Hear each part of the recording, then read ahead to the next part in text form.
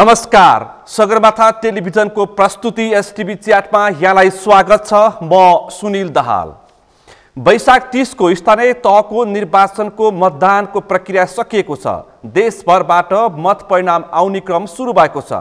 विभिन्न आकलन र प्रक्षेपणहरू भइरहेका छन् र मत परिणामको प्रारम्भ हेर्दाखेरि गठबन्धन र प्रमुख प्रतिपक्ष नेकपा एमाले र गठबन्धन बीच नै कडा प्रतिस्पर्धा देखिने स्पष्ट देखिएको छ भने अधिकांश स्थानहरूमा राप्रपाको पनि सम्भावना देखिएको छ। आज हामी विशेष गरी स्थानीय तहको निर्वाचनको विभिन्न कोणबाट छलफल गर्ने प्रयासमा रहेका छौँ, किनकि स्थानीय तहको निर्वाचनलाई दलहरूले प्रतिष्ठाको विषय बनाएका छन्। त्यसकारण परिणाम कस्तो आउँछ, प्रक्षेपण कस्तो भएको थियो र परिणाम कस्तो आउँछ भन्ने विषयमा बढी केन्द्रित रहेर आज हामी छलफल गर्दैछौँ। आजको यो छलफलमा मसँग सहभागी हुनुहुन्छ अर्थ राजनीतिक विश्लेषक प्राध्यापक डाक्टर अच्युत वाग्ले। यहाँलाई स्वागत छ। धन्यवाद। आराम हुनुहुन्छ? ठीक छ। अब हिजो मतदान भयो, परिणाम हिजो रातिदेखि नै आउने क्रम सुरु भइसकेको छ। वैशाख 30 को स्थानीय तहको निर्वाचनको जुन प्रतिष्ठाको विषय बनाएका थिए दलहरूले, साङ्केतिक रूपमा तपाईँले पनि मत परिणाम हेरिसक्नु भएको छ। तपाईँको अनुमान कस्तो छ? छलफल मैले यहीँबाट सुरु गरेँ। अब यसमा जस्तो राजनीतिक विचारधाराका आधारमा मत विभाजित हुने, खास गरी प्रादेशिक संसदको र सङ्घीय संसदको राष्ट्रिय यो व्यवस्थापिकाको निर्वाचनमा हुने जस्तो एकदम यो दार्शनिक आधारमा मत विभाजन हुने स्थानीय तहको निर्वाचनहरूमा हुँदैन, हुन पनि हुँदैन। अहिले त्यही कारणले यो खालको नयाँ बहसमा हामी छौँ कि यो स्थानीय तहको निर्वाचन चाहिँ नि पार्टीगत आधारमा, यो पार्टीगत आधारबाट भन्दा स्वतन्त्र रूपले पार्टीगत चुनाव चिन्ह नदिएर स्वतन्त्र रूपले सक्षम मानिसहरूलाई राजनीतिक यो बिल्ला नभिराइकन चुन्ने पाउने जुन जनताको अधिकार हो, त्यो चाहिँ नि त्यसरी गर्दाखेरि राम्रो हुन्छ भन्ने एक खालको बहस सुरु भइ नै सकेको छ। अब जसरी तपाईँले कुरा गर्नुभयो, अब अहिले यहाँ त्यो व्यवहारमा पनि के देखियो भने केन्द्रमा चाहिँ फलानु दलको गठबन्धन भनिदिएपछि त्यो चाहिँ तलदेखि माथिसम्म त्यही लागू भएर जान्छ भन्ने जुन अवधारणाका आधारमा दलहरूले व्यवहार गर्न खोजेका थिए, ती चाहिँ सबै ठाउँमा खण्डित भए। अब अहिले आएको यो गठबन्धन कति ठाउँमा सक्सेस भयो भन्दा लगभग 18-19-20% ठाउँमा मात्रै गठबन्धन चाहिँ देशभरिमा सत्तारूढ गठबन्धनको र अरू विपक्षी गठबन्धन पनि कति ठाउँमा राप्रपा एमाले, कति ठाउँमा समाजवादी राप्रपा एमाले, त्यस्ता गठबन्धनहरू पनि ती चाहिँ केन्द्रीय स्तरमा बस्ने प्रभावशाली नेताहरूको आत्मतुष्टिका लागि हामीले गर्यौँ, हाम्रो आदेशमा कार्यकर्ता चल्छन् भन्ने मानसिकताले गरिए। तर धरातलमा के देखियो भने गठबन्धन दलहरू बिचकै पार्टीहरू बिचमा पनि चुनाव मात्रै भएन, मारकाट पनि तिनीहरू बिचमै भएको छ कतिपय ठाउँमा। त्यसो भएको हुनाले यसलाई सिधा काँक्रोको चिरा पारे जस्तो यहाँ यो दलको गठबन्धन भयो, त्यस्तो खालले स्थानीय तहको निर्वाचनको परिणाम आउँछ भनेर कल्पना गर्नु अवाञ्छनीय हुन्छ।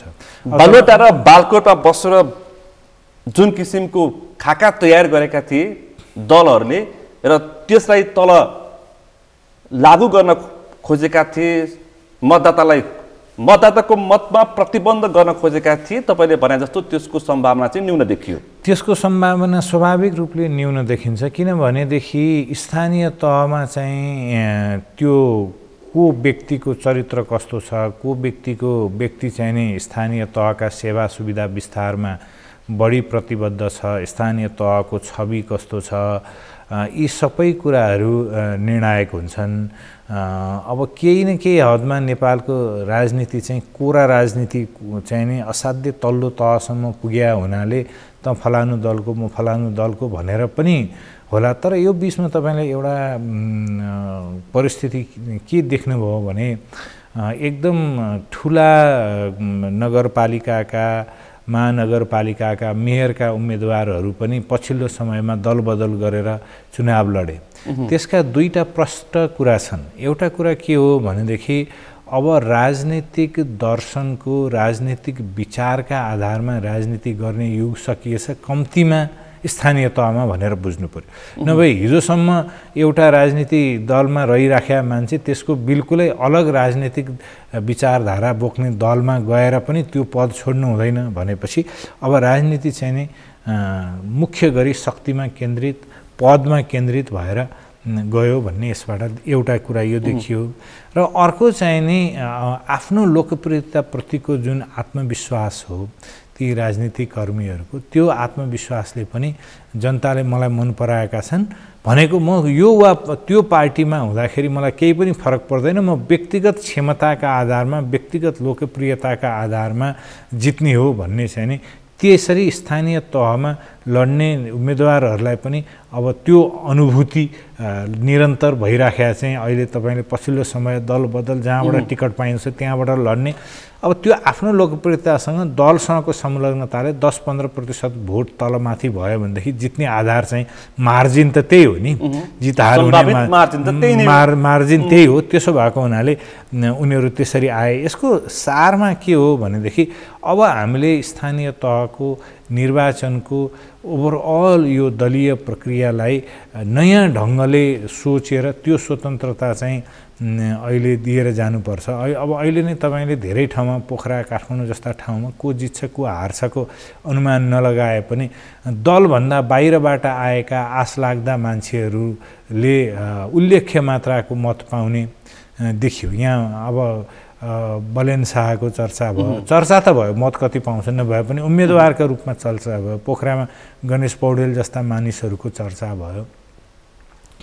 त्यसले दुई तीनवटा राजनीतिप्रति सङ्केत के गरेको छ भने अहिले जसरी दलहरू चाहिँ पुरातनवादी शैलीमा, हैकमवादी शैलीमा उम्मेदवारहरू लाद्ने ढङ्गले अगाडि बढ्न खोजिराखेका छन्, त्यो पनि जनताले सहजै स्वीकार गर्न, खास गरी युवा पुस्ताले सहजै स्वीकार गर्न सकिराखेका छैन।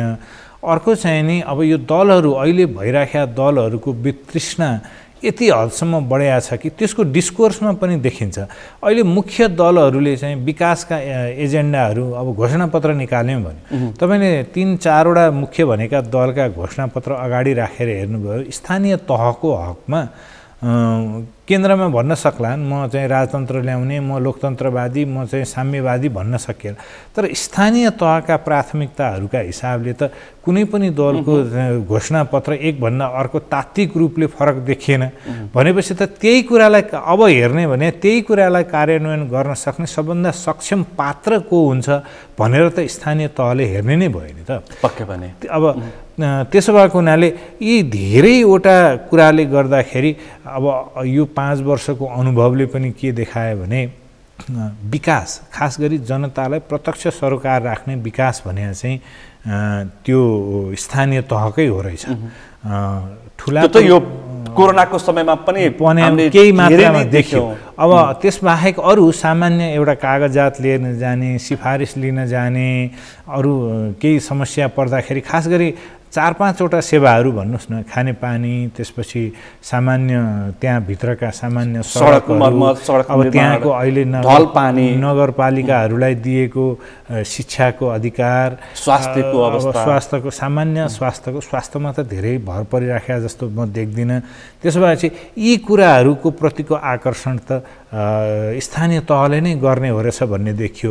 राजनीतिक ढङ्गले हेर्दाखेरि पनि कस्तो देखियो यो 5 वर्षको अनुभवले भने एउटा प्रदेश सभाको सदस्य हुनु अथवा कहिलेकाहीँ त केन्द्रमै पनि आफूलाई महत्त्व नपाउने सांसद भएर बस्नुभन्दा एउटा मेयर भएर सम्पूर्ण रूपले कार्यकारी अधिकार पनि प्रयोग गर्न पाउनु, आफ्ना जनतासँग प्रत्यक्ष दैनिक अन्तर्क्रिया गर्न पाउनु र तिनीहरूलाई आफ्नो योजना अनुरूपका विकास योजनाहरू पनि कार्यान्वयन गर्न पाउने जुन स्वतन्त्रता देखियो, त्यसको आकर्षण चाहिँ महत्त्वपूर्ण ढङ्गले बढेको छ। त्यो संहिताको सबभन्दा आकर्षक पक्ष भनेकै त्यही हो। तपाईँले संसारका ठुला देशहरूमा हेर्नुभयो भनेदेखि राजधानी सहरको मेयर चाहिँ नै राष्ट्रपतिको स्वतः क्यान्डिडेट हुने गरी उदाहरणहरू छ। अहिले हामीले दिने भनेको बेलायतको दृष्टान्त पेश गर्छौँ। जहाँको दिए पनि तपाईँले चाहिँ बेलायतको भन्नु पनि हिजो बोरिस येल्सिन चाहिँ नि मस्कोको मेयर थियो। अब अहिले रुडी गिलियानी भन्नुहोस् न्युयोर्कमा हिजो केन्द्रमा प्रतिस्पर्धा गर्ने आउने न्युयोर्कको सिधै चाहिँ केन्द्रको राजनीतिमा हस्तक्षेप गर्ने भने ठुलो मेट्रोपोलिसहरूका मेयरहरू त्यहाँ गरेको विकासको मोडलले चाहिँ नि त्यो प्रत्यक्ष निर्वाचन भएका ठाउँहरूमा एउटा सम्भावित उम्मेदवारको रूपमा त्यो मेयर भएर काम गर्ने जुन आकर्षण बढाएको छ त्यो संहिताको सुन्दर पक्ष पनि हो र त्यो जनतासँग सेवा कहाँ गर्न सकिन्छ, कहाँ स्रोत परिचालन गर्न सकिन्छ भनेर राजनीति गर्नेहरूले बुझेको एउटा आत्मअनुभूति पनि हो भन्ने मलाई लाग्छ। पक्कै पनि। तर एउटा विषय यो गठबन्धनको विषय त मैले उठाउनै पर्छ। अहिले गठबन्धनले के गर्छ, कस्तो खालको परिणाम ल्याउँछ भनेर आम मतदाताको चासोको विषय छ। गठबन्धनको प्रयास भयो, विचार नमिले पनि, सिद्धान्त नमिले पनि, पार्टी नमिले पनि गठबन्धन मिलाउने प्रयास भयो। तर निज स्वार्थको लागि ठुला दलका आफन्त जित्नको लागि गठबन्धनको प्रयास भयो। अलिकति मैले प्रक्षेपण अनुमान कुराकानी गरेँ, यो गठबन्धनको अवस्था चाहिँ कस्तो होला मत परिणाम? गठबन्धनले जसरी प्रक्षेपण गरिएको हो, जे उद्देश्यले गठबन्धन बनाइएको हो त्यो अनुरूपको परिणाम आउँदैन। अब अहिले पनि जहाँ जहाँ पार्टीगत कुराहरू, पार्टीगत मतदाताहरू छ, मूल प्रतिस्पर्धा एमाले र काङ्ग्रेसकै हो देशभरिमा।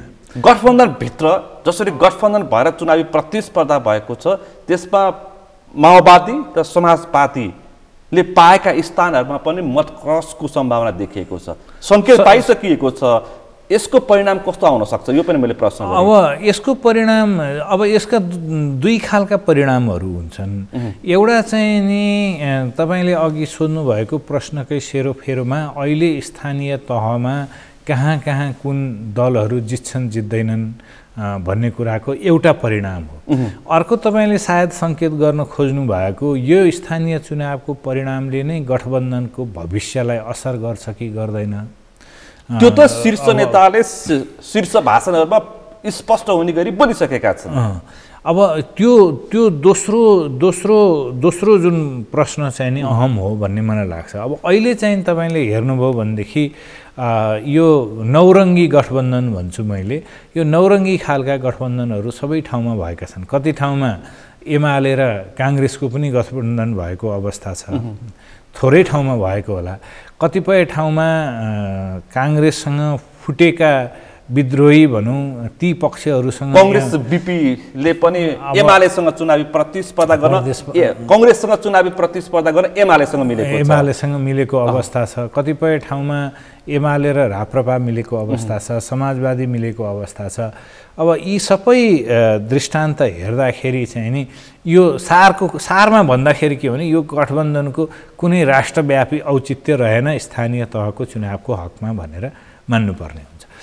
आगामी गठबन्धनको लागि पनि यसले राम्रो सन्देश दिन खोज्दैछ। एउटा यसमा अर्को अन्तर्निहित कुरा के छ भने हिजो गठबन्धन बन्दाखेरि यहाँ संसदमा भएको अङ्कगणितका आधारमा गठबन्धन बनेको थियो। त्यो एउटा राष्ट्रिय राजनीतिको सरकार परिवर्तनका लागि बनेको गठबन्धन थियो र त्यसमा अब केपी ओलीको अतिशयोक्तिपूर्ण चाहिँ जुन राजनीति भयो धेरै खालका कारणले त्यसलाई हटाउने उपादेयताका लागि भनेर ल्याइयो। तर अहिले के देखियो भने जस्तो अब एमालेबाट टुक्रिएर बनेको समाजवादी नै भन्नु न, त्यो एउटा अहिलेको स्थानीय तहको चुनावमा आइपुग्दा एउटा प्राविधिक दल जस्तो मात्रै देखियो। उसको जुन जति सङ्ख्याको हैसियत अहिले वर्तमान संसदभित्र छ त्यो किसिमको हैसियत देशव्यापी संरचनाका हिसाबले देखिएन। त्यो एमालेबाट एउटा दृष्टान्त पेश गर्छु। पोखरा महानगरपालिकामा एकीकृत समाजवादीले मेयरको गठबन्धनबाट टिकट पाएको छ, तर त्यही महानगरमा उसले दलित वडा सदस्यको उम्मेदवार प्राप्त गर्न सकेन। अब होइन, अब यसमा धेरैवटा परिणामपछि एकीकृत समाजवादीको हालत के हुन सक्छ? अब म एउटा दलको मात्रै कुरा गरिनँ। कुरा के हो भने हामी प्राविधिक दल भयो भनेको हामी प्राविधिक रूपले मात्रै राजनीति गर्ने परिपाटीमा बिस्तारै जाँदै गर्दाखेरि त्यो भने चाहिँ नि जसरी पनि एउटा समीकरण बनाएर सत्तामा पुग्ने मात्रै कुरा, त्यसमा गठबन्धनका लागि त्यो दलका आदर्श दर्शन मूल्य मान्यता सिद्धान्त पहिले सिद्धान्त त्यसपछि विधि प्रक्रिया अब सबै विधि प्रक्रिया त अब पुर्याए जस्तो कर्मकाण्ड गरे जस्तो गर्लान्, तर वास्तविक सैद्धान्तिक आधार के हो, उसले लिन खोजेको आर्थिक नीति के हो, सामाजिक नीति के हो, त्यसमा के भिन्नताहरू छन्, के कुरा मिलेपछि गठबन्धन गर्ने अथवा साझेदारी गर्ने, यी कुनै पनि कुरा चाहिँ अहिले अत्यन्त गौण भएर गए। संयुक्त रूपमा घोषणापत्र कुनै पनि खालको प्रतिबद्धता पत्र समेत आउन सकेन। जबरजस्त अन्तिममा जो आफ्ना मान्छे चुनावी प्रतिस्पर्धामा प्रत्याशी छन् उनीहरूको लागि एउटा आम सभाको लागि मात्रै गठबन्धन देखियो। यसमा मैले अघि यो प्राविधिक हुँदै गयो राजनीति भने त्यही हो। यसो गर्दाखेरि अब अहिले सत्ता गठबन्धनको कुरा गर्दाखेरि यी 3-4वटै दलका नेता शीर्ष नेताहरूको स्वार्थ रक्षा होला भन्ने उहाँहरूलाई लागेको छ।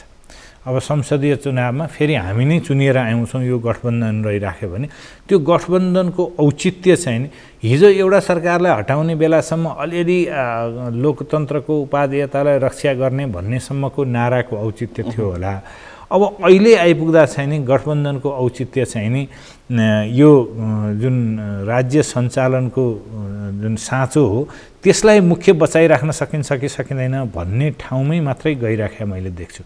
अब अहिले धेरै ठुलो चासो यो अब तपाईँले अघि भन्नुभयो अब यो गठबन्धन टुट्छै भनेर केही शीर्ष नेताहरूले भनिसके अवस्था पनि छ।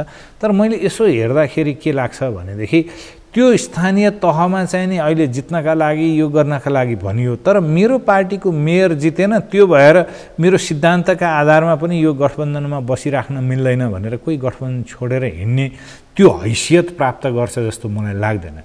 खास गरी अब तपाईँले चाहिँ नि माओवादी चाहिँ समाजवादीहरूको कुरा गर्नुभयो। अब गठबन्धन छोडेर प्राप्त गर्ने लाभ के हो? त्यो गठबन्धन रहिराख्दाखेरि चाहिँ नि बरु आफूलाई अनुहार जनतासम्म लिएर जान सजिलो भइराखेको हो कि गठबन्धन छोड्दा हुने हो? गठबन्धन छोडिसक्दाखेरि आफ्नो पार्टीको हैसियत के हुन्छ भन्ने पनि यसले काहीँ न काहीँ यो स्थानीय निर्वाचनले सङ्केत गर्छ। त्यसो भएको हुनाले मूलभूत रूपले यो शीर्ष सबै यो गठबन्धनमा रहेका र सबै खालका गठबन्धन गर्ने दलहरूको पनि अब भोलि राष्ट्रवादका नाउँमा राप्रपाको पनि अब अहिले एउटा वैकल्पिक चुनौती दिने शक्तिका रूपमा धेरैवटा ठाउँमा अहिले रुझान चाहिँ नि राप्रपाको पनि दोस्रोमा आइराख्या जस्तो ठुला उपमहानगरपालिकामा समेत राजेन्द्र लिङ्गदेलको पार्टी दोस्रो स्थानमा गठबन्धनको प्रतिस्पर्धाको वरिपरि आइरहेछ। प्रारम्भिक चरणमै छ तर त्यो देखिएछ। त्यसको कारण यो चाहिँ एउटा अहिले जुन लोकतन्त्रवादी हामी हिजो यो संविधान ल्याउन काम गरेका भन्ने पार्टीहरू तिनीहरू सबैका लागि यो ठुलो एउटा पाठ हुँदैछ। यो चाहिँ नि पाठ हुन्छ कि चुनौती हुन्छ? चुनौती त भइ नै हाल्छ। चुनौती भने पाठ नै हो नि।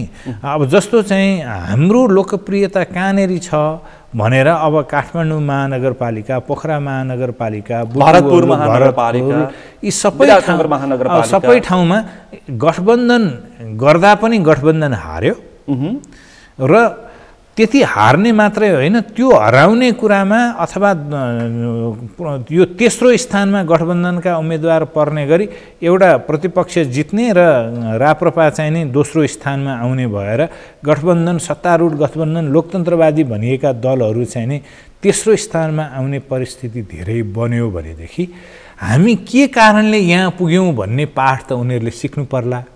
र त्यो अहिले जुन शक्ति केन्द्रित राजनीति कसरी जोड घटाउ अङ्कगणित गरेर यहाँ रहिराख्न सकिन्छ भन्ने खालको राजनीति भइरहेछ, त्यसमाथि पुनर्विचार गर्नुपर्ने अवस्था त उनीहरूको लागि पनि आउँछ। यो तीनवटा अहिले बहुचर्चित तीनवटा महानगरपालिका, भरतपुर महानगरपालिका, पोखरा महानगरपालिका र काठमाडौँ महानगरपालिकामा गठबन्धन बीचको जुन प्रतिस्पर्धा भयो गठबन्धन गरेर यसको परिणाम भनेको जस्तो अनुकूल आएन भने त्यस पछाडिको यो सत्ता गठबन्धन चाहिँ के हुन्छ? अब अहिले मैले हेर्दाखेरि कस्तो लाग्छ भनेदेखि अहिले नै यो सत्ता गठबन्धनमा यो स्थानीय तहको निर्वाचनका कारणले ठुलो उथुलपुथुल आउँछ भन्ने मलाई लाग्दैन।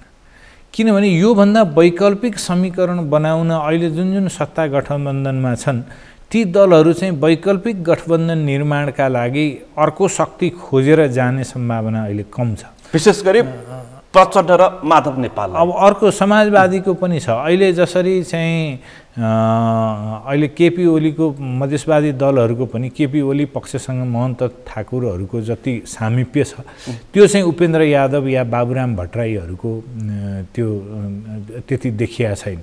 त्यसो भएको हुनाले अब फेरि पनि यो संसदीय चुनावमा यो गठबन्धन नै लिएर जाँदाखेरि सजिलो हुन्छ। र अहिले जस्तो कस्तो हुन्छ भने संसदीय चुनावमा चाहिँ नि अहिले जस्तो बहुआयामिक हुँदैन। तपाईँले एउटा जिल्लामा जानुभयो भने अहिले 8 देखि 10 जना 12 जना मेयरका उम्मेदवारहरूको चित्त बुझाउनु पर्ने भएको हुनाले गठबन्धनको यो शक्तिको सन्तुलनमा धेरै चुनौतीहरू हुन्छ। अब संसदको चुनावको यो टिकट वितरणमा चाहिँ नि हामी गठबन्धन फलानु जित्ने भएर गठबन्धन गरेर गयौँ भनेदेखि अहिलेको जतिको यो चुनौतीपूर्ण पनि हुँदैन।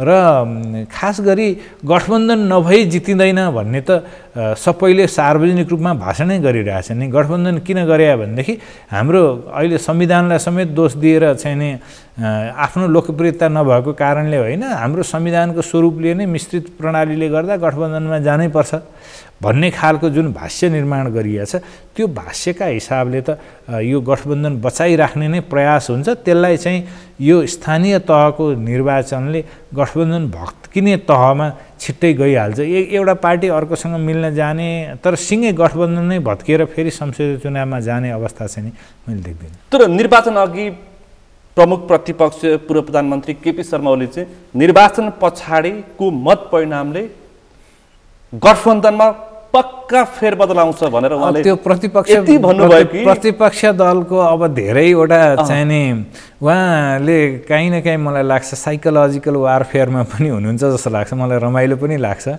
अब उहाँलाई के लागेको छ भने अहिलेका प्रधानमन्त्री चाहिँ नि ज्योतिषीमाथि धेरै विश्वास गर्नुहुन्छ भनेर उहाँले त्यही मनोवैज्ञानिक हतियार उठाएर ज्योतिषीहरूले टुट्छ भनेका छन् भनिदिएपछि हुन्छ भन्ने पनि गर्नुभएको छ। अब त्यो खालको अब अहिले त्यो प्रतिपक्षले भन्ने नै हो। अब सत्तापक्षले हुँदा ठुलो धाँधली गर्यो, अब उसैले वितण्डा मचायो भन्नेदेखि अब यो अब अनेक खालका कुराहरू मानिसहरूले यसरी पनि व्याख्या गरिएका छन् कि गठबन्धनमा कङ्ग्रेसको आफ्नो सुरक्षित मत सधैँ व्यवस्थित हुन्छ।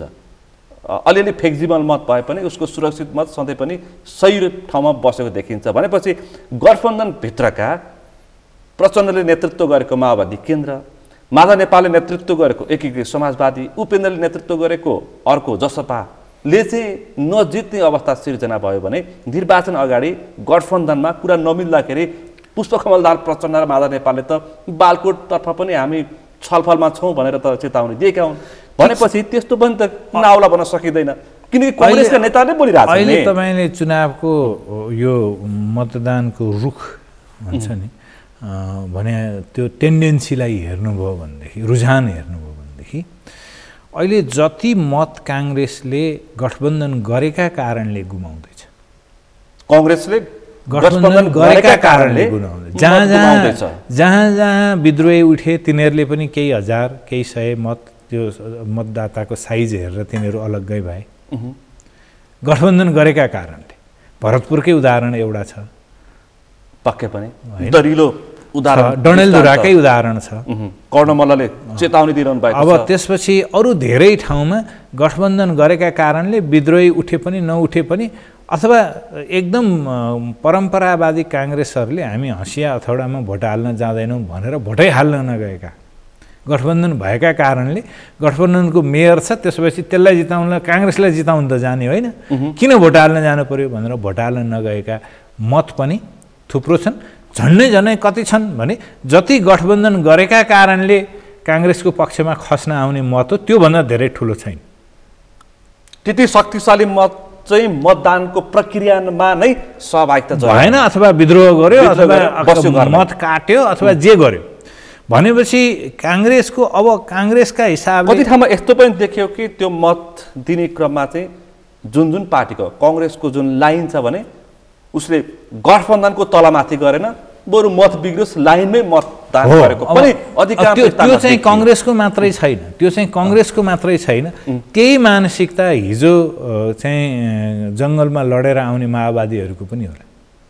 उ त स्थानीय तहमा त हामी कांग्रेससँग लडे आउँ भन्ने मानसिकताले। तर यो अहिलेको निर्वाचन हेर्दाखेरि चाहिँ मतको तलमाथि चाहिँ माओवादीले हँसिया हतौडाका व्यक्तिहरूले रुखलाई भोट हाल्न सहज माने, तर रुखले हँसिया हतौडालाई भोट हाल्न असहज माने, त्यस्तो पनि देखियो अधिकांश स्थानमा। ठिक छ, अब उहाँहरूलाई सैद्धान्तिक हिसाबले पनि लागेर आयो होला कि हामी संसदवादी भएर आयौँ, कांग्रेस त हिजोदेखि नै संसदवादी थियो भनेर त्यसरी भोट हालेको यदि सत्य हो भनेदेखि त्यो देखियो होला। तर जुन परम्परागतवादी ढङ्गले कांग्रेसभित्रकै दुईवटा धार गठबन्धन हुनुपर्छ र पर्दैन भन्ने, त्यसपछि चाहिँ नि केही मान्छेहरू गठबन्धन नै नभई हुँदैन भन्ने, केही मान्छेहरू यो गठबन्धन भएको कारणले निराश हुने र त्यो गठबन्धनको जुन मान्यता त्यो अन्तर्गतको जुन अवधारणा त्यो सहमति हो त्यसलाई चाहिँ अब भए हुन्छ नभए हुँदैन भनेर लिएर जाने पक्षमा चाहिँ देखिया कारणले अघि तपाईँले भनेको कुरासँग म जोड्दै थिएँ। के कुरा भनेदेखि अब संसदीय चुनावमा जाँदाखेरि पनि यो कांग्रेसको जुन परम्परागत मत आधार छ त्यो मत आधार यसै गरी नै परिचालित हुने हो।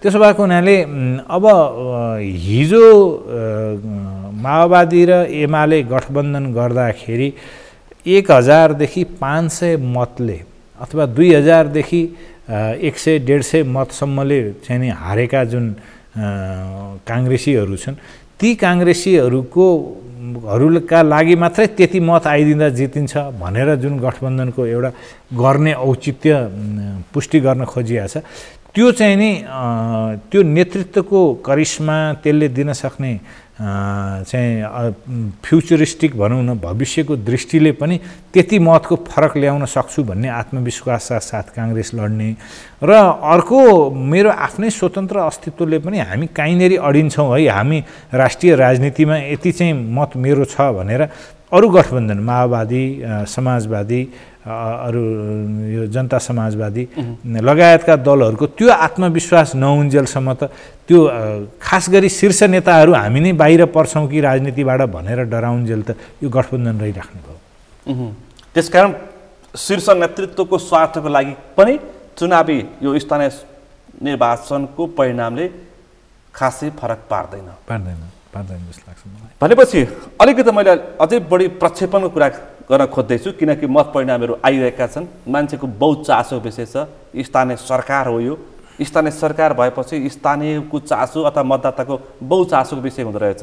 गठबन्धनको एउटा विषय भयो, गठबन्धनभित्र चाहिँ हेर्दाखेरि कांग्रेस एमाले माओवादीको अवस्था कस्तो होला, प्रमुख प्रतिपक्षको अवस्था कस्तो होला एमालेको, अथवा कांग्रेस माओवादी र समाजवादीको अवस्था कस्तो र एमालेको अवस्था कस्तो होला, अनि राप्रपाको पनि। अब अहिले हेर्दाखेरि चाहिँ नि अहिलेको जुन खालको प्रचार प्रसारमा जस्ता खालका भाषाहरू प्रयोग भए, धम्कीका भाषाहरू, खास गरी कांग्रेसले नै आफ्ना विद्रोहीहरूलाई समेट्न नसक्ने जुन अवस्था आयो त्यसले गर्दाखेरि अप्रत्यक्ष प्रत्यक्ष लाभ एमालेलाई भएको छ। एमाले चाहिँ नि कम्तीमा एउटा सिङ्गो दलको रूपमा हामी चुनावमा गयौँ, सग्लो दलको रूपमा एक्लै गयौँ, हामी एक्लै गर्ने हौँ भन्ने खालको जुन प्रक्षेपण उसले गर्यो। व्यवहारमै त्यस्तो गरेन, चुनौती नै प्रस्तुत होइन, व्यवहारमा चाहिँ त्यस्तो गरेन, त्यहाँ पनि सबै सत्यता छैन। उसले पनि त्यहाँनिर झुटकै राजनीति गरे आयो, जहाँ जोसँग मिल्छ त्यही गठबन्धन यो चुनावी तालमेल भनौँ त्यसलाई, गठबन्धन भन्दा पनि चुनावी तालमेल भएको छ। त्यो अघि नै मैले भनेको उसले त भनेको छ हामीले कमल थापा र एकनाथ ढकाललाई सँग गठबन्धन गरेका होइनौँ, उहाँले चुनाव चिन्ह माग्न आउनुभयो, चुनाव चिन्ह दिएको मात्रै हो। जे भने पनि हुन्छ। अब त्यो चाहिँ अब राप्रपाको चाहिँ फुटेर जाने ग्रुपसँग चाहिँ जहाँ जसरी मिल्छ त्यसरी गरिएको कुरा हो। तर पनि भरतपुर र चितवन र फेरि झापामा पनि फरक छ सबै ठाउँमा। यसलाई चाहिँ एकदम स्वाभाविक ढङ्गले के लिनुपर्छ भने दलहरूले एउटा खाका बनाएर त्यो खाका चाहिँ राष्ट्रिय स्तरमा त्यस्तो खाका लागू हुँदैन रहेछ भन्ने कुरा बुझ्नुपर्छ। अर्को पनि हामीले के गर्यौँ भने हामीले संघीयता भनेनौँ मात्रै, संघीयतालाई अभ्यासमा लिएर गयौँ। संघीयतालाई अभ्यासमा लिएर जाने भने त स्थानीय तहका उम्मेदवारहरूको छनौटसम्ममा केन्द्रले यत्रो हस्तक्षेप गरेर गठबन्धन गर नगर भन्नुपर्छ भन्ने होइन नि। त्यहाँ स्थानीय आवश्यकता अनुसारका त्यो स्वतन्त्रता दिएन, राजनीतिक रूपले स्वतन्त्रता दिएन भने पनि राजनीतिक संघीयताको अस्तित्व त बाँकी रहँदैन नि त। त्यसो भएको हुनाले यो चाहिँ नि दुईटै ढङ्गले यसलाई बुझ्नुपर्छ। स्थानीय नेता कार्यकर्ताहरूले पनि आफ्नो सबलता दुर्बलतालाई हेरेर राजनीतिक समीकरणहरू गर्ने एउटा परिपाटी सिर्जना गरे। अब अर्को चाहिँ नि जुन यो केन्द्रबाट लाद्न खोजियो त्यो चाहिँ नि स्वाभाविक ढङ्गले लागू हुन सकेन। पक्कै पनि निर्वाचन जित्नै पर्ने जुन प्रतिस्पर्धा देखियो, अब अधिकांशले त लोकतन्त्रमाथि नै प्रश्न चिन्हको रूपमा लिए गठबन्धनलाई। अब हेर्दाखेरि राप्रपाको पनि सम्भावना बलियो देखियो। होइन, चुनावै जित्नुपर्छ भन्ने छैन, तर राप्रपाप्रतिको आकर्षण चाहिँ नि अहिले सत्तामा भइराखेका दलहरूले जुन आफ्नो अस्तित्वको भाष्य निर्माण गर्नुपर्ने हो। त्यो भाष्य भने कस्तो हुन्छ भने नेकपा समाजवादी बन्यो। त्यो नेकपा समाजवादी चाहिँ नि दर्शन, कार्यक्रम, त्यो पोलिटिकल अप्रोचमा चाहिँ नेकपा एमाले र नेकपा माओवादी भन्दा के फरक हो भनेर उसले आफ्नो फरक पहिचान प्रस्तुत गर्नु पर्यो, पुष्टि गर्न सकेको छैन। अनि त्यस्तै खालको प्रश्नाइ चाहिँ नि जनता समाजवादीले पनि दिनु पर्ला, उसका राजनीतिक एजेन्डाहरू के हुन् भनेर। त्यस्तै माओवादीले पनि म चाहिँ नि अहिलेको यो संसदीय राजनीतिमा आइसकेपछि नेकपा एमाले, समाजवादी वा अरू कुनै नामको कम्युनिस्ट पार्टी भन्दा यो कारणले म फरक छु, मेरो आचरण, मेरो इमान्दारी, ती नेताहरूले अभ्यास गर्ने जीवनशैली, उनीहरूले चाहिँ नि प्रस्तुत गर्ने उदाहरण, यी सबै कुरामा कसरी फरक छ, अथवा गठबन्धन गरिसक्दा चाहिँ नि गठबन्धनको दर्शनका हिसाबले काङ्ग्रेस चाहिँ अरू गठबन्धन दलहरूभन्दा कसरी फरक छ भनेर एउटा शासन सञ्चालन गर्ने कुरामा, राजनीतिक सिद्धान्तलाई अगाडि बढाउने कुरामा, राजनीतिक इमान्दारी प्रस्तुत गर्ने कुरामा र मुलुकका समस्यालाई सम्बोधन गर्ने कुरामा सबै उस्तै देखिएको अवस्थामा राप्रपाले अब त्यो कार्यान्वयन हुने नहुने पछिको कुरा हो।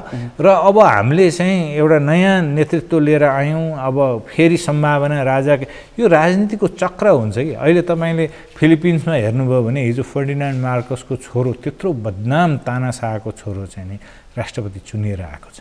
हिजो हाम्रो पञ्चायतकालमा राजाहरू के गर्थे के गर्दैन थियो भन्ने अब आउने पुस्ताले बिर्सिसक्छ। पक्कै पनि अब हिजो हाम्रो पुस्ताहरू जतिखेर पञ्चायतमा जेल गयो, त्यसपछि यातना भोग्यो, अब त्यो पुस्तालाई हामीले भन्ने कथा पनि झर्को लाग्न थालिसक्यो। खालि सधैँ त्यही पञ्चायतमा म जेल गएको थिएँ, सफर गरेका थिएँ भन्ने कथा भनेर अब हुन्छ। अब त हाम्रो आजको दिनको आइटीको समस्या समाधान गर्नु पर्यो, ब्रोडब्यान्डको समस्या समाधान गर्नु पर्यो, हाम्रो टोल छिमेक चाहिँ फ्री वाइफाई जोन हुन्छ कि हुँदैन, क्लाउड कम्प्युटिङमा चाहिँ खुला अर्थतन्त्रको प्रतिस्पर्धामा उत्रन सक्नु अब आउने राजनीतिक दलले क्रिप्टो करेन्सीको बारेमा के भन्छ, हिजोको कुरामा मात्रै रहेर भएन नि त।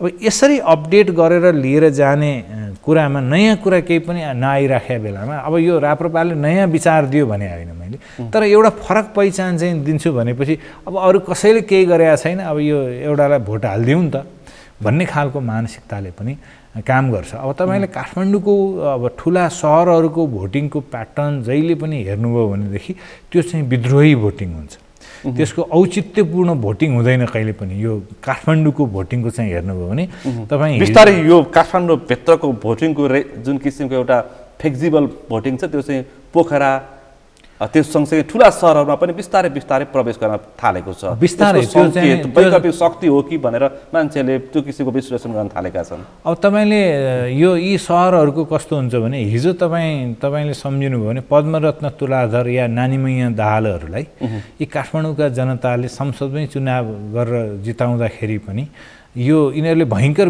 विकास गरिदिन्छन्, यिनीहरू हामीले खोजेका जस्ता आदर्श राजनीतिक पात्र हुन् भनेर दिया होइन। त्यसबाट त तुसको राजनीतिको हो, त्यो विद्रोहको त्यतिखेरको चाहिँ नि विद्रोहको राजनीति। त्यतिखेर हरिबोल भट्टराई चाहिँ यहाँ काङ्ग्रेसको सङ्गठन भएको कारणले 43 सालमा नगरपालिकाको मेयर जितेको होइन काङ्ग्रेसको तर्फबाट।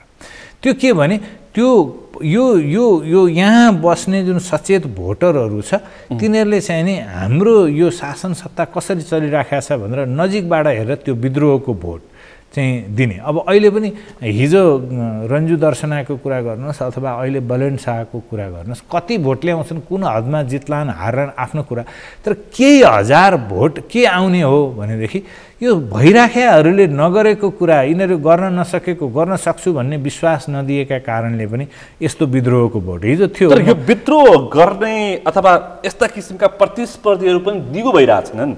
कुनै समय रन्जु दर्शना, कुनै समय अर्को एउटा पात्र, त्यसपछि अर्को पात्र आउँछ अर्को निर्वाचनमा। अब त्यो होइन, त्यही हो, त्यस्तो चाहिँ नि एउटा राजनीतिक दलको जुन विरासत हुन्छ त्यसमा त्यो सेल्फ करेक्सन मेजर्स भन्छ यो राजनीतिक दलहरूभित्र। अब दल त हो नि त, दलको आदर्श सिद्धान्त राम्रै हो, अहिले एउटा मान्छे नभए पनि अर्को आउला, देशभरिको स्ट्रेन्थ के हुन्छ, भोलि नेसनल भोइस के हुन्छ भनेर पनि हेर्छन्।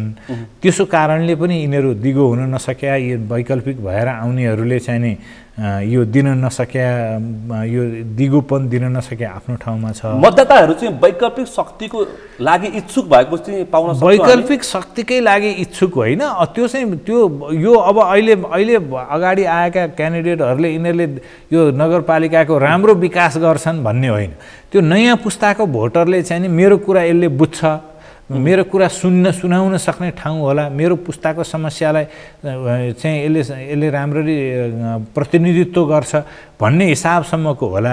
तर मुख्य गरी चाहिँ नि यी राजनीतिक दलहरूले अब्बल उम्मेदवारहरू दिन नसक्नुको त्यो चाहिँ नि प्रतिक्रिया हो। त्यो तपाईँ अहिले पनि केशव स्थापितलाई नै दिनुहुन्छ, अहिले पनि अब होइन एउटा चाहिँ नि राजनीतिक परिवारको गणेशमान सिंहको परिवार भएका कारणले एकदमै अरू त्योभन्दा अब्बल मेयरका उम्मेदवार हुने सम्भावना हुँदा टिकट दिनुहुन्छ भनेपछि त त्यो खालको प्रतिक्रिया आउँछ भनेर यो राजनीतिक दलहरूले अनुमान नगरेको हो। र त्यो खालको प्रतिक्रिया चाहिँ निरन्तर आइरहेको छ कि काठमाडौँमा मात्रै हिजो मानिसहरू चुनिएर आए नि त। हिजो रूपचन्द्र विष्ट चाहिँ संसदमा चुनिएर आए, जागृत प्रसाद भेटवाल जस्ता मान्छेहरू त्यहाँ चितवनबाट चुनिएर आए।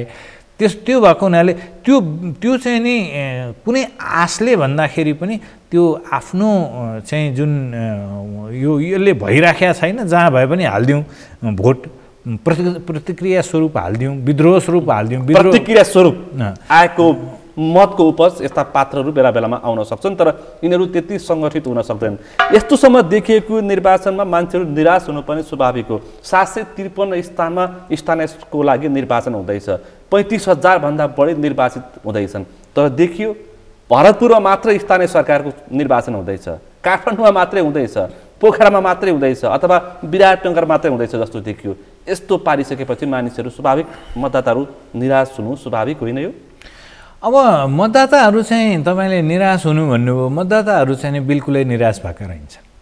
अहिले मतको खसेको परिणाम हेर्दा त अब होइन, अब त्यो चाहिँ नि अहिले अब निर्वाचन आयोगले 67% हाराहारी भयो भनेर हिजो मध्यरातमा भन्यो। त्यो चाहिँ नि कम्ती खसेको मत हो भनेर मान्दिनँ मैले। त्यो अहिले संसारका लोकतन्त्रहरूमा 30%, 40% मत खसेर त्यो राजनीतिप्रतिको वितृष्णा चाहिँ नि व्यापक रूपमा बढ्दै गएको छ। त्यसको एउटा ठुलो दार्शनिक कारण पनि छ। के हो भने हिजो 18औं शताब्दीको अन्त्यतिर 19औं 20औं शताब्दी 20औं शताब्दीको प्रारम्भतिर चाहिँ नि पोलिटिकल मेटा न्यारेटिभ्स हुन्थ्यो। अब साम्यवादै आउने हो कि लेनिनले सुरु गरेपछि, अथवा लोकतान्त्रिक समाजवादले नै संसार ढाक्ने हो कि उदारवादले ढाक्ने हो कि, यस्ता खालका ठुला भाष्यहरू अहिले संसारमा छैनन्। अहिले व्यवहारवादी आफ्नो समस्या जसले समाधान गर्छ त्यो व्यवहारवादी राजनीतितिर उन्मुख भएको छ। अहिले तपाईँले हेर्नुभयो भनेदेखि धेरै मतदाताहरू आफ्नो व्यवसाय बन्द गरेर स्वतस्फूर्त रूपमा नगरपालिका गाउँपालिकाका उम्मेदवारहरूलाई भोट हाल्न गाउँ फर्केर गए। यो दसैँको बेलामा पनि खाली नहुने जस्तो सहरहरू खाली भए। काठमाडौँ मात्रै होइन, सबैतिरका सबै सहरहरू चाहिँ लगभग ठक्क यातायात नै आवश्यक नपर्ने गरी चाहिँ ठप्प भएको अवस्था छ। त्यसको एकदमै सकारात्मक पक्ष के छ भनेदेखि जनताहरूमा काहीँ न काहीँ भोट हाल्नुपर्छ भन्ने पनि छ र भोट हाले यो स्थानीय तहको सरकारको महत्त्व चाहिँ रहेछ है, यसलाई चाहिँ हामीले सबल बनाएर लिएर जानुपर्छ भन्ने अहिले जुन हामीले सङ्घीय प्रणाली लागू गर्यौँ त्यो सङ्घीय प्रणालीका लागि यो अत्यन्तै सकारात्मक पक्ष हो। अब अर्को पनि एकदमै सकारात्मक पक्ष जुन मतदाता निराश भयो भन्यौँ नि, मतदाताले आफ्नो शक्ति प्रयोग गरेर यी ठुला भनिएका दलले जे गर भन्छौँ त्यो चाहिँ हामी गर्दैनौँ है, यो हामी चाहिँ नि एउटा राजनीतिक दलका आदेश गरेपछि हामी कार्यकर्ता कुनै बेला चाहिँ नि त्योसँग आस्था राख्ने भोट हाल्ने पनि हौँला, तर यो चाहिँ तिमीहरूका लागि जिन्दगीभरका लागि त्यही दललाई भोट हाल्नका लागि भनेर ठेक्का चाहिँ हामीले दिए होइन। हामी पात्र पनि हेर्छौँ, हामी आफ्नो विवेक पनि प्रयोग गर्छौँ र राम्रो पात्र पाइएन भने विद्रोहकै लागि पनि तिमीहरूले चाहिँ नि अनुमान गरे भन्दा अर्को ठाउँमा लगेर हामी भोट हालिदिन्छौँ त जनताले भन्ने भयो नि त। यसो भन्दाखेरि दुई थरी मत देखिन्छ। सहरी क्षेत्रमा को मतको अवस्था हेर्दाखेरि, मतदाताको मानसिकता हेर्दाखेरि यो देखिन्छ, तर ग्रामीण भेगमा त दलको विकल्प त सोच्नै नसक्ने अवस्था पनि छ। फेरि होइन, यस्तो हो, तपाईँले सहरी क्षेत्रको मतदाताको अवस्था उसले स्वतन्त्रता जानेको छ, उसको लागि स्वतन्त्रता चाहिँ नि अभ्यास गर्ने वातावरण पनि बनेको होला, आफ्नो जागिर होला, केही पर्यो भने भन्न जाने होला। तर अहिले गाउँको अवस्थामा चाहिँ नि तपाईँले आफ्ना समस्याहरू समाधान गर्ने त्यो प्रतिनिधित्व गर्ने को हो भन्दाखेरि गाउँमा त अहिले तपाईँले पढे लेखेका मान्छे, युवाहरू सबै विस्थापित भइसकेको अवस्था छ नि त। जो छन् जे छन् त्यो राजनीति गर्ने मानिसहरू, केही शिक्षकहरू छन्, नभएदेखि शिक्षकहरू पनि राजनीति नै गरिराखेका छन् र त्यो राजनीति गर्ने प्रतिनिधिहरू नै आफ्नो समस्या भन्ने ठाउँ भएका कारणले त्यस्तो भएको हो। र तपाईँले माने पनि नमाने पनि केही राजनीतिक दलहरूको त राष्ट्रव्यापी नेटवर्क जुन सञ्जाल छ, साङ्गठनिक सञ्जाल छ, त्यो त जबरजस्त छ नि त। त्यो पहिले बनेको छ। अब अहिले विद्रोहको मैले अघिदेखि प्रतिक्रियाको भोट भने नि, त्यो धेरैजसो भोट प्रतिक्रियाको छ नि, त्यो पार्टीले हिजो गरेको ऐतिहासिक योगदान, पार्टीको दर्शन मन नपरेर होइन। धेरैजसो प्रतिक्रिया कसरी आएको छ भने त्यो पार्टीको दर्शन अनुसार त कहाँ चलेको छ र यो हो। त्यो जनताको प्रतिक्रिया चाहिँ नि त्यो पार्टीको दर्शन अनुसार नचलेका, इमान्दार नभएका, बेइमानी गरेका मानिसहरूको विरुद्धको प्रतिक्रिया हो। त्यो चाहिँ आफूले मानि आएको राजनीतिक दर्शनको विरुद्धको प्रतिक्रिया होइन। त्यसकारण अधिकांश स्थानमा नभनौँ, केही हाम्रो मत सर्वेक्षणमा चाहिँ मतदाताले यसो पनि भने कि दिए पनि मत खेरा, नदिए पनि मत खेरा, दिनै पर्यो भनेर पनि मत दिउँ। अब त्यसमा सबैको छ, दिनै पर्यो। अब होइन, बिदा भइहाल्यो, अब यो एउटा मनोरञ्जन पर्यो हो। अब कतिपय चाहिँ नि मानिसहरू भेटघाट हुने मौका, अब यत्रो कोभिड पछि पनि भेटघाट नभएको बेला त्यही चुनावमा भेटघाट हुन्छ, त्यहीँ भेट होला भन्नेदेखि धेरैवटा चाहिँ नि अवधारणाले त्यहाँसम्म लिएर गएको छ। तर जे भए पनि तपाईँको 67-68% मतदाता चाहिँ नि मतदान स्थलसम्म पुग्नु भनेको महत्त्वपूर्ण हो, महत्त्वपूर्ण हो। यसलाई सहभागिता मात्रै होइन, अहिले हामी यो संविधान लागू भएपछि स्थानीय तहको दोस्रो निर्वाचनमा गएका छौँ। यसमा परिष्कार हुँदै जाने पक्षहरू एकदम धेरै देखिया छन्। परिष्कार हुँदै जाने पक्षहरू, हिजोका दोहोरिएर आएका उम्मेदवारहरू अब परिणाम आएपछि त्यसलाई विश्लेषण गर्न उपयुक्त हुन्छ। हिजो पदमा रहेका उम्मेदवारहरू कति दोहोरिएर आए, तिनीहरू दोहोरिने कारणहरू चाहिँ राजनीतिक पार्टी हो कि उनीहरूको कार्यप्रदर्शनी हो, उनीहरूको पर्फर्मेन्स भन्छौँ नि हामी, त्यो हो, इमान्दारिता हो, जनताप्रतिको चाहिँ नि उनीहरूको सेवाभाव हो, जनताका सेवा सुविधालाई बढोत्तरी गरेर विकास निर्माण, हामीले भन्यौँ विकास निर्माण अगाडि बढाएर लिएर जाने हो। त्यसले दोस्रो चरणको विश्लेषणले यो देखाउँछ। अर्को एकदमै महत्त्वपूर्ण कुरा के हो भनेदेखि, मैले अघि पनि भने, यसलाई दोहोऱ्याएर पनि भन्दाखेरि अत्युक्ति के नहोला भनेदेखि, अब सङ्घीयता भनेको चाहिँ नि वास्तविक स्रोत र शक्ति चाहिँ नि तलै आएको हो रहेछ है। गाउँपालिकाको अध्यक्ष हुनु र नगरपालिकाको वडा अध्यक्ष हुनु आकर्षक पद रहेछ। यो चाहिँ नि स्वतन्त्र रूपले नै यो परिचालित गर्न सक्ने, निर्णय गर्न सक्ने, जनताका सेवा सुविधालाई हेर्न सक्ने पद रहेछ भन्ने कुराको जुन एजुकेसन भएको छ त्यो एजुकेसन महत्त्वपूर्ण छ। अब अहिलेको घोषणापत्रमा राजनीतिक दलहरूले गर्न नसकेको, नजानेको प्रतिबद्धता कस्तो हो भनेदेखि अब यो उदाहरणका लागि हामीले चाहिँ अहिले स्थानीय तहमा भएका आर्थिक गतिविधिहरूको आर्थिक सर्वेक्षण हामी गर्छौँ। त्यहाँ भएका स्रोत परिचालनको क्षमताको बारेमा हामी पुनरावलोकन गर्छौँ र त्यसलाई सशक्तिकरण गर्छौँ। यस्ता खालका प्रतिक्रियाहरू राजनीतिक दलका स्थानीय तहको चुनावको घोषणापत्रमा आउनु पर्थ्यो, संहितालाई बलियो बनाउनु। ती कुराहरूमा धेरै राजनीतिक दलको ध्यान पुगेन र स्थानीय तहका राजनीतिक नेता कार्यकर्ताहरूले आफ्नै घोषणापत्र बनाएर लिएर जाने, त्यसलाई सम्बोधन गर्ने सिप पनि सायद पुगेन। हिजो हामीले कर्मचारी पठाउन नसक्दै पनि हामीले चाहिँ नि अब न्यायको अधिकार दियौँ, न्याय निरूपणको सिप तालिम दिन नसक्दै पनि बजेट बनाउने अधिकार दियौँ, बजेट निर्माणको चाहिँ नि यो सिप योजना छनौटको बजेट निर्माणको सिप नदिँदै पनि सार्वजनिक खरिद गरेर पालिकाहरूले चाहिँ नि विकास निर्माणलाई कसरी निर्विघ्न ढङ्गले अगाडि बढाउँछन् भन्ने कुरामा यथेष्ट कानुन संरचनागत स्वरूप नदिँदै पनि यो खालको आकर्षण आयो भने त अबको 5 वर्षमा जुन हामी यी कुराहरूलाई सुधार गरेर लिएर जान्छौँ, त्यसपछि अब आउने जसरी अहिले हामीले गठबन्धन टुट्यो बन्यो भन्यौँ नि, अब आउने उम्मेदवारहरूले त ती कुराहरूलाई म राजनीतिक दलको मात्रै यो दलबाट अलि डिट्याच्ड भएर आउँदाखेरि त्यसैसँग संलग्न नभएर चुनाव जित्दाखेरि पनि जनताले मलाई यो ठाउँमा पुर्याएका छन्, मेरो भविष्य चाहिँ यहीँको काम राम्रो गर्नुमा छ भनेर उसले बुझेपछि त अब आउने परिणाम र त्यसले संहिताको जुन सुन्दरताको पक्ष छ त्यसलाई त सबल गरेर लिएर जान्छ नि। त्यसो भएको हुनाले यो हामीले अहिलेको यो स्थानीय निर्वाचन, यसले अरू पनि सबल पक्षहरू तपाईँले हेर्नुभयो भनेदेखि निर्वाचन व्यवस्थापनको कुरा आयो। हामीले 70, 77, 78 वटा बुथमा चाहिँ नि पुनर्मतदान, त्यो त अब यो हाम्रो जस्तो राजनीतिक संस्कार बस्दै गरेको ठाउँमा त्यसमाथिको त्यो जोस उन्माद जुन हुन्छ भयो होला, तर देशभरि चाहिँ नि तपाईँले 1.25 लाख कर्मचारी खटाएर 2.25 लाख सुरक्षाकर्मी खटाएर अब भएसम्मका चाहिँ नि सूचना प्रविधिलाई प्रयोग गरेर जसरी एउटा एकैचोटिमा व्यवस्थापन गर्ने क्षमता मुलुकले विकास गरेको छ भनौँ न, मुलुकले विकास गरेको रहेछ। त्यसपछि अब यो समयमै निर्वाचन भयो र यति निर्विघ्न ढङ्गले सम्पन्न भयो।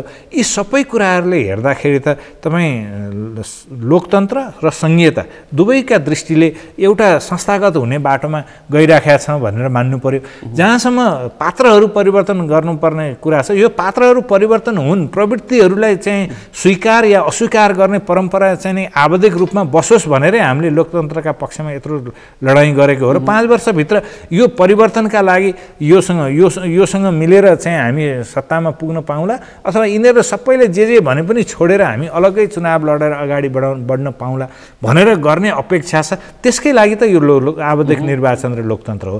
त्यसो भएको हुनाले यसलाई चाहिँ मैले हेर्दाखेरि संहिताको जग निर्माणमा अर्को एउटा कोशी ढुङ्गा हो, यसलाई त्यसरी लिनुपर्छ भन्छु। संहिताको मेरुदण्ड नै स्थानीय सरकार भनिएको छ। त्यसकारण स्थानीय सरकारमा अब एउटा नगरपालिका अथवा गाउँपालिकामा 5 वर्षमा करिब 5 अर्बको बजेट जान्छ। त्यसकारण यहाँ सङ्घमा, प्रदेशमा मन्त्री सांसद भइसकेकाहरू पनि स्थानीय सरकारको नेतृत्व गर्न यति लालायित भए भनेपछि त्यो बजेटको आकर्षण पनि हो। तर त्यो सँगसँगै त्यो बजेट देखेर त्यो सिंहदरबारको तपाईँ हामीले भन्ने विकृति पनि सँगै गयो।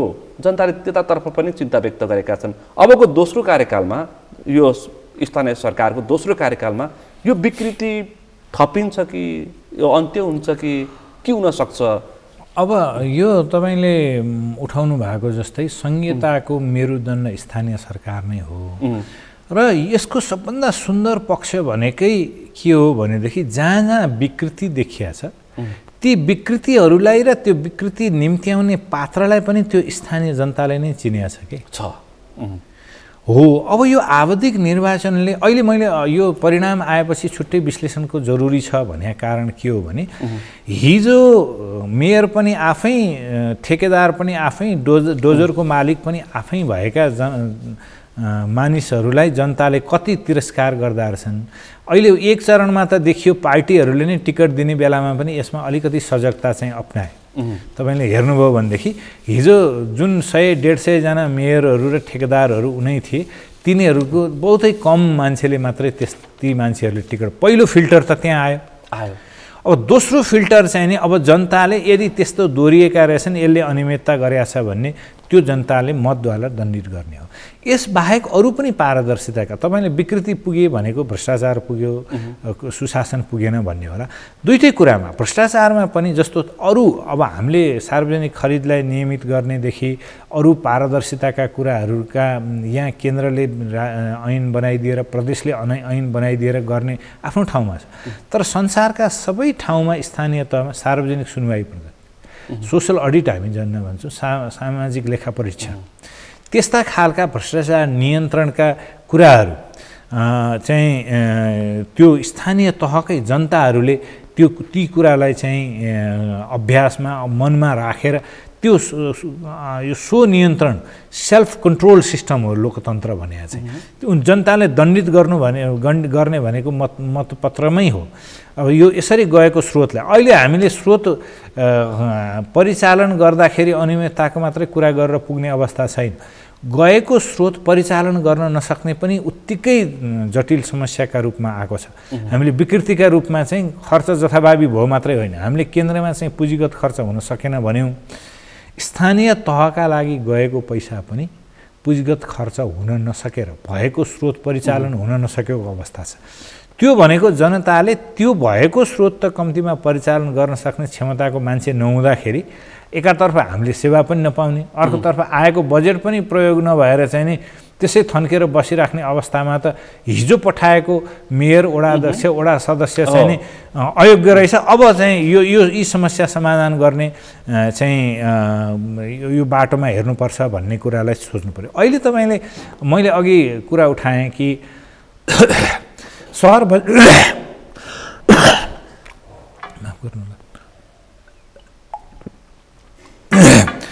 बजार नै खाली हुने गरेर मतदाताहरू गाउँ गए। त्यसको एउटा ठुलो सन्देश स्थानीय सरकारहरूलाई के हो भनेदेखि ती जो मानिसहरू आफ्नो पालिका स्थानीय ठाउँ छोडेर सहर बजार बस्नुपर्ने बाध्यता छ, त्यसमा 5 वटा बाध्यताहरू छन् सहर बस्नुपर्ने। सबभन्दा पहिलो कुरो रोजगारीको छ, त्यसपछि शिक्षाको छ, त्यसपछि स्वास्थ्यको छ, त्यसपछि यातायातको छ, त्यसपछि मनोरञ्जन लगायतका अरू सामान्य सेवा सुविधा सबै छन्। मनोरञ्जन छ, बिजुली छ, पानी छ, र त्यस एक शब्दमा भन्दाखेरि जीवनस्तर, समग्र जीवनस्तरको यी 5 वटा जुन प्राथमिकता छन्, ती 5 वटा चाहिँ नि जुन जनताका प्राथमिकताहरू हुन्, ती जनताका प्राथमिकताहरू त्यही स्थानीय तहमा भन्न जानेनन् होला जनताले। तर हाम्रो ठाउँ त यही हो नि, हामी भोट हाल्न त यहाँ आइराखेका छौँ, तिमीहरू सरकार हो भनेपछि ती 5 वटा आवश्यकतालाई ती स्थानीय सरकारहरूले अब कसरी पूर्ति गर्न सकिन्छ, ती पूर्ति गर्ने दिशामा काम गर्नु पर्यो। स्थानीय तहमा रोजगारी कहाँ सिर्जना हुन्छ, जीविकोपार्जन कसरी गर्न सकिन्छ, स्वास्थ्यलाई शिक्षा लिनका लागि सहरमै जानुपर्ने बाध्यतालाई यत्रो स्रोत परिचालन भइराखेको अवस्थामा जुन तहको शिक्षा छ त्यो चाहिँ आफ्नो सबभन्दा नजिकको ठाउँमा लिन पाउने कसरी हुन्छ र यी सबै कुरा सामान्यतः सबै जनताले एउटा औसत सामान्य स्तरको जीविकोपार्जन गर्न पाउने जिम्मेवारी पनि स्थानीय तहहरूलाई यसले उपलब्ध गराएको। नागरिकले सहज रूपमा सिंहदरबारको जटिलता, सिंहदरबारभित्र प्रवेश गर्न नसक्ने जुन अवस्था छ, सहज रूपमा नगरपालिकाको ढोका खुल्ला देखेपछि त्यो आफ्नो घर दैलोमा पाउनु पर्यो। अब अहिले तपाईँले सुविधा, हामीले चाहिँ सुविधा पाउनको लागि एउटा सहरमा, ठुलो सहरमा घर भयो भने मात्रै बिजुली जोडिन्छ, टेलिफोन जोडिन्छ, अथवा खानेपानीको लाइन जोडिन्छ, ढलको सुविधा उपलब्ध हुन्छ भनेर सोचुन्जेलसम्म त परिस्थिति यही रहने भयो नि त। तर अब अहिले जसरी त्यो चुनौती पनि हो स्थानीय चाहिँ निर्वाचित जनप्रतिनिधिहरूका लागि। अब त्यो ढङ्गले सोचेर अगाडि बढ्नु जरुरी भएको छ। म अन्तिममा छु, अब दोस्रो कार्यकालमा स्थानीय सरकार प्रवेश गर्दैछ, अब चाहिँ विगतको कमी कमजोरी र विकृति न्यूनीकरण भएर अझै संहिता परिपक्व रूपमा कार्यान्वयन हुन्छ भनेर अपेक्षा गर्न सकिन्छ? अब यसका लागि तीनवटै कुरालाई सङ्घीय र प्रादेशिक सरकारहरूले सघाउनुपर्छ। 5 वर्षको समन्वयको अभाव देखिएको, समन्वयको अभाव मात्रै होइन, यो 5 वर्षको अवधिमा बन्नै पर्ने धेरैवटा कानुनहरू बनेका छैनन्, पहिलो कुरा।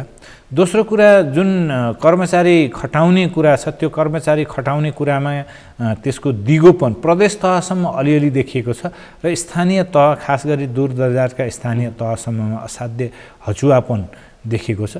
तेस्रो कुरा चाहिँ अहिले स्रोत साधन छैन भन्ने भाष्यबाट अलिकति माथि उठेर जसरी स्रोत साधन त्यहाँसम्म जान्छ त्यसको आदर्श ढङ्गले परिचालित हुने, त्यसको उपयुक्त ठाउँमा परिचालन हुन सक्ने गर्नका लागि त्यहाँको योजना निर्माण र बजेट निर्माण, योजना निर्माण र तिनीहरूको कार्यान्वयन र जुन संविधानले तोकिदिएका 22वटा चाहिँ संविधानको अनुसूची 8ले तोरेका 22वटा अधिकारहरू छन्, ती 22वटा अधिकार चाहिँ म गर्न सक्छु भनेर स्थानीय तहका सरकारहरूले निर्धक्कसँग कार्यान्वयन गर्न सक्ने यो अवस्था अबको यो 5 वर्षले सिर्जना गर्नुपर्छ र त्यसलाई चाहिँ एउटा समन्वयात्मक ढङ्गले सहकार्य गरेर अगाडि बढ्नुपर्छ। हस् त, अत्यन्तै व्यस्त समय र यो महत्त्वपूर्ण समय जुन निर्वाचनको परिणाम आइरहेको छ, यसभित्र बसेर आज हामीले छलफल गऱ्यौँ। यो छलफलमा सहभागिता जनाइदिनु भएकोमा आभार व्यक्त गर्न चाहन्छु। धन्यवाद तपाईँलाई। आज हामीले विशेष गरी